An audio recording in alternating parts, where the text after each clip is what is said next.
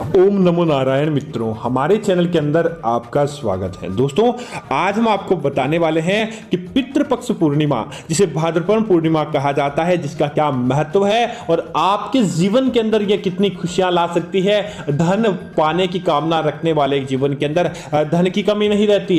किसी प्रकार की कोई वैवाहिक जीवन की कामना मानने वाले के अंदर वैवाहिक जीवन के अंदर सुख प्राप्त हो जाते हैं, संतान प्राप्त होती है, नौकरी प्राप्त होती है, व्यवसाय अच्छा चलता है। दोस्तों, इस दिन भगवान सत्यनारायण की पूजा करने से व्यक्ति को धन धान्य की कमी नहीं रहती। जो लोग पूर्णिमा के दिन व्रत करते हैं, उनके घर के अंदर सब प्रकार से सुख समृद्धि का वास होता है और उनके सारे कष्ट दूर होते हैं। इस दिन उमा महेश्वर व्रत भी रखा जाता है। माना जाता है कि भगवान सत्यनारायण ने भी इस व्रत को किया था। इस दिन दान स्नान का भी बहुत बड़ा महत्व है, और क्योंकि इस दिन से श्राद्ध पक्ष का आरंभ होता है और 16 दिनों तक अपने पितरों से आशीर्वाद प्राप्त करने के दोस्तों ये दिन होते हैं। दोस्तों, इस बार यह श्राद्ध पूर्णिमा 2 सितंबर को है। इस दिन से श्राद्ध पक्ष प्रारंभ हो रहे हैं, जो 17 सितंबर तक चलेंगे।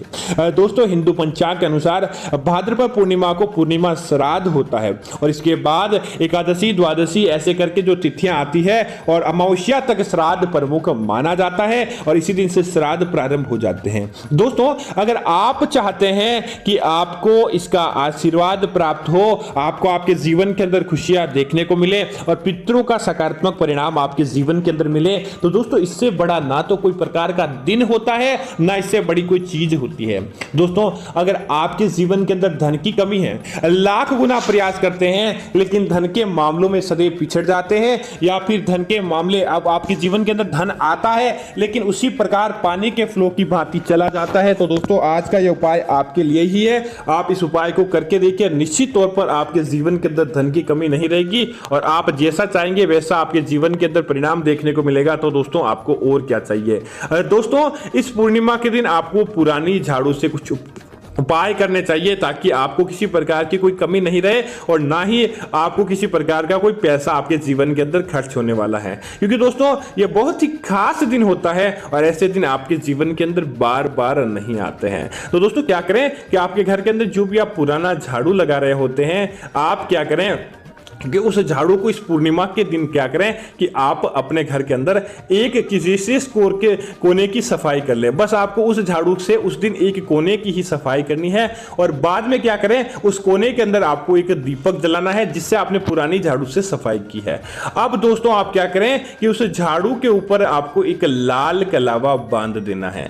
दोस्तों, इस झाड़ू के ऊपर लाल कलावा बांधने के बाद थोड़ी सी हल्दी लें और थोड़ा सा कुमकुम लें और उसके बाद उन दोनों को मिला दें और मिलाने के तत्पश्चात आप क्या करें कि उसको अपनी अंगुलियों के अंदर भर के उस दीपक के अंदर से थोड़ा सा 7 बार ओसारे और ओसारते समय ओम श्रीम श्रीये नमः, बस मात्र इस मंत्र का जाप करें। और इस मंत्र का जाप करने के बाद उस सिंदूर और जो हल्दी आपने दोनों मिलाई है उसकी आपको कुछ थोड़ी सी छींटे आपको क्या करना है, उस झाड़ू के ऊपर आपको मार देनी है। और उसके बाद क्या करें कि जो लाल धागा आपने बांधा है वो उस लाल धागे को उस दीपक के सामने उस झाड़ू को वैसे ही पूर्णिमा की रात्रि के दिन ऐसे ही रखना है। दोस्तों, इससे क्या होगा कि आपको इसका परिणाम कैसे मिलेगा, उपाय तो हो गया लेकिन इससे आपके धन की बरकत कैसे खुलेगी। तो दोस्तों, आपको बता दें कि श्राद्ध पक्ष के दिन हमारे पितृ देवता हावी हो जाते हैं।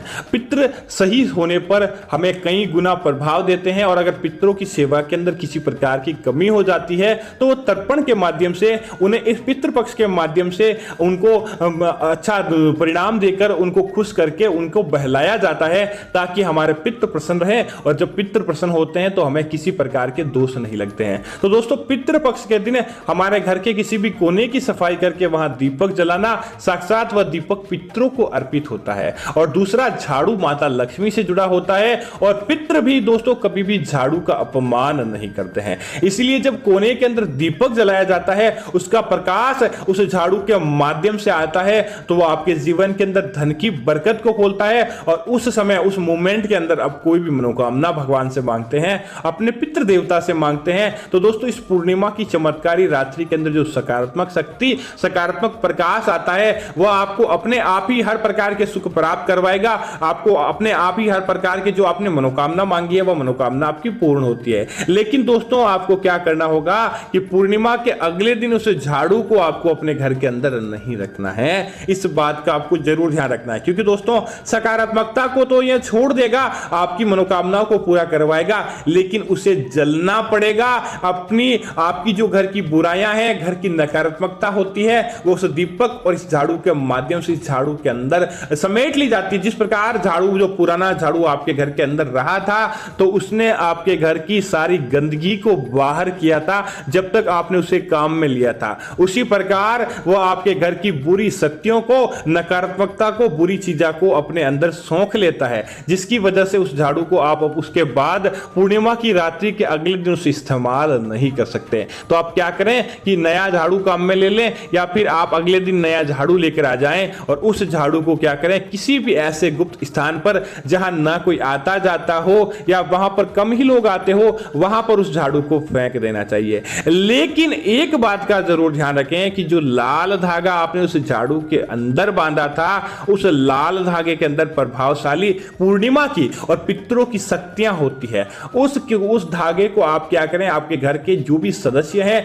आप या तो धागा उस हिसाब से लें कि सब लोगों के हाथों के अंदर वह धागा आराम से आ जाए, या फिर आप क्या करें कि उस धागे को अपने जो भी सदस्य के हाथों के अंदर आप बांधना चाहते हैं या पैर के अंदर बांधना चाहते हैं तो आप बांध लें। अब लोग कमेंट करते हैं कि धागा कौन से हाथ के अंदर बांधे, तो दोस्तों वैसे तो इसके अंदर कोई भी इश्यू नहीं रहता, आप किसी भी हाथ के अंदर बांध सकते हैं, लेकिन ज्यादा अपने काम का जी हाथ से, अर्थात जिस हाथ से आप खाना खाते हैं, जिस हाथ से आप सबसे ज्यादा काम करते हैं, आपको सबसे ज्यादा उसी हाथ के ऊपर बांधना चाहिए, या उसी हाथ के नीचे जो पैर रहता है आप उसके ऊपर बांधे। इसके अंदर कोई प्रकार का कोई इश्यू नहीं है कि आप किसी ऊपर बांधे या नहीं बांधे। और दोस्तों एक और उपाय है जो भी इसी दिन झाड़ू के साथ ही किया जाता है, और वह आपको करना चाहिए पूर्णिमा के दिन, पुरानी झाड़ू के साथ ही। दोस्तों आपको क्या करना चाहिए कि पूर्णिमा की रात्रि के दिन आप क्या करें कि गेहूं के दाने ले लें। और दोस्तों वैसे तो झाड़ू रात्रि के अंदर नहीं लगाया जाता है, सूर्यास्त होने के बाद, तो इसके लिए एक तोड़ है